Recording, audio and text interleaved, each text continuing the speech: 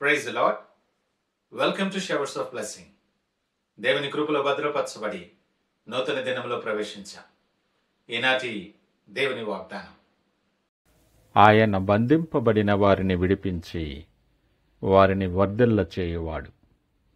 He leads out the prisoners to prosperity. 68వ దావీదు కీర్తన 6వ వచనం.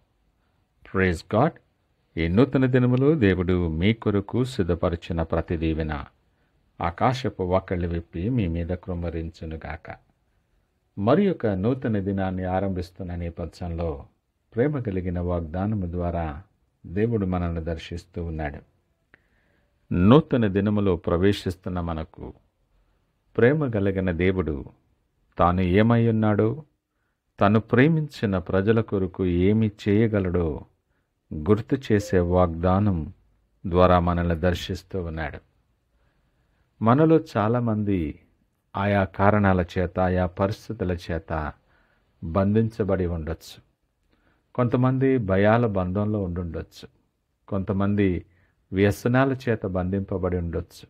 మరికొంతమంది రోగముల చేత, అప్పుల బంధకంలో, ఇలా ఆయా పరిస్థితుల్లో బంధింపబడి బంధకములో పడి ఉండుండొచ్చు. కొన్నిసార్లు బయటపడాలని మనం ఎంత ప్రయత్నాలు, ఎన్ని రకాలుగా చేసినా మనకు తెలియకుండానే ఏవేవో కారణాలు, పరిస్థితులు, బంధాలు మన మార్గంలో సాగిపోకుండా మనలను బంధించి ఉంచుతాయి.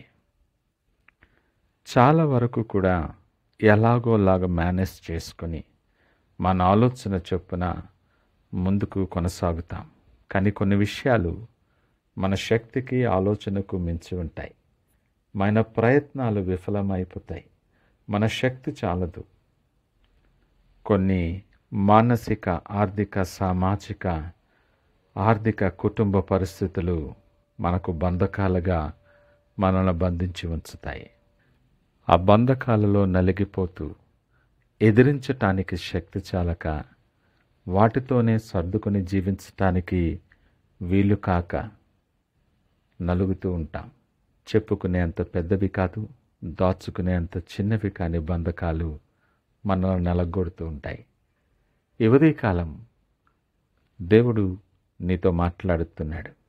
ఒకవేళ నీవు బంధకముల్లో పట్టబడి ఉన్నావా? అనేక పరిస్థితుల నేపథ్యంలో అనేక బంధకాలు, సంకెళ్ళ చేత నువ్వు బంధించబడి ఉన్నావేమో. నా బిడ్డలారా, నిన్ను బంధించి ఉంచిన ప్రతి సంకెళ్లను నేను విరుస్తానని దేవుడు మాట్లాడుతూ ఉన్నాడు. ఐగుప్తు దేశములో బానిసత్వములో ఉన్న తన ప్రజలను దేవుడు తన బాహుబలముతో వారిని బానిసత్వం నుండి విడుదల చేశాడు. మన కొరకు ప్రాణాన్ని అర్పించి పాప బంధకము నుండి యేసయ్య మనలను విడిపించి విమోచించాడు. ఈ మాటలు వింటున్న ప్రియ దేవుని జనాంగమా, నీ దైనందిన కుటుంబ పరిస్థితులను బాగా ప్రభావితం చేసి, నిన్ను నిర్వీర్యము చేసి, వాటిమి అంచున కుప్పకూలిపోతున్న నిన్ను ప్రేమించే దేవుడు ఇస్తున్న వాగ్దానం ఇది. నిన్ను విడిపించి నేను వర్ధిల్లింప చేస్తానని మాట్లాడుతున్నాడు. ధైర్యము తెచ్చుకో. నిన్ను విడిపించగలిగిన సమర్థుడైన దేవుడు నీతో పాటు మాట్లాడుతున్నాడు. నీ పరిస్థితులను చూస్తున్న దేవుడు ఆయన.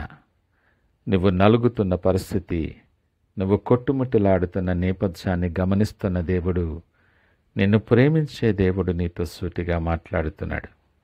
నువ్వు ధైర్యము తెచ్చుకో. హృదయాన్ని కలవరపడనీయొద్దు.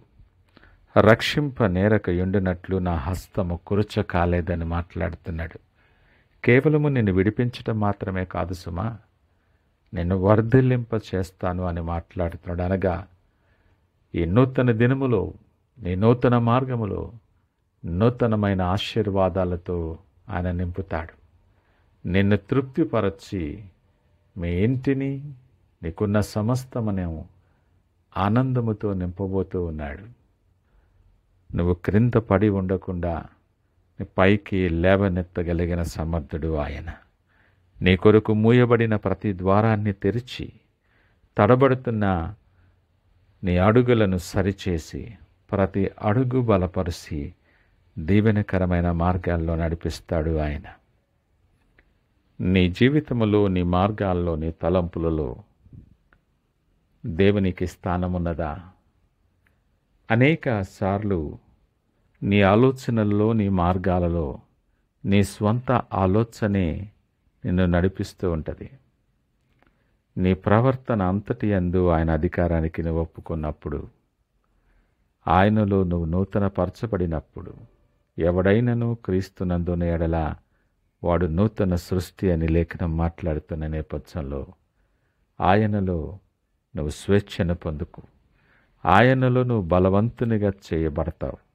ఆయనలో నువ్వు ఉన్నప్పుడు నువ్వు వర్ధిల్లింపు చేయబడతావని లేఖనం మాట్లాడుతుంది. నువ్వెవరివైనా, నువ్వే పరిస్థితుల్లో ఉన్నా కూడా దేవుని కనుదృష్టి నీ మీద ఉన్నది. నీ కళ్ళల్లో నీరుండుండొచ్చు ఉదయకాలం, కానీ దేవుడు నిన్ను ఆనందముతో నింపబోతాడు. నువ్వు జీవితంలో కృంగిపోతూ ఉండుండొచ్చు, కానీ దేవుడు నిన్ను సమృద్ధిగా వర్ధిల్లింప చేస్తానని మాటిస్తున్నాడు. నీ మనస్సు కృంగిపోయి ఉండొచ్చు. దేవుడు నిన్ను బలపరిచి నిన్ను ఉన్నతమైన స్థానములోనికి లేవనెత్తబోతూ ఉన్నాడు. ఈ గొప్ప విశ్వాసముతో, గొప్ప నిరీక్షణతో ఈ వాగ్దానము నీ జీవితంలో, నీ మార్గములో ఫలించలాగన ఆయన వైపు చూస్తూ ప్రార్థనతో ఈ దినాన్ని ఆరంభిద్దామా? ప్రార్థించుకుందాం. మహోన్నతుడు, నమ్మకమైన మా యేసయ్య, మీకు వందనాలు, స్తోత్రాలు.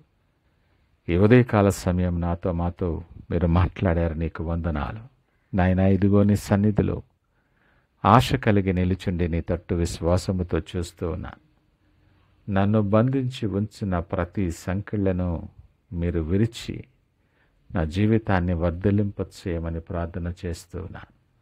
అయ్యా, నా ప్రతి అడుగు బలపరిచి, ప్రతి ఆలోచన స్థిరపరిచి, మీకు మహిమార్థమై అనేక మందికి దీవెనకరముగా నన్ను సిద్ధపరిచి మీరు నడిపించి వాడుకొనమని సకల మహిమ, ఘనత, ప్రభావాలు మీకే ఆరోపిస్తూ యేసు పరిశుద్ధ నామమున స్తుతించి ప్రార్థించి వేడుకొనుచున్నాము తండ్రి.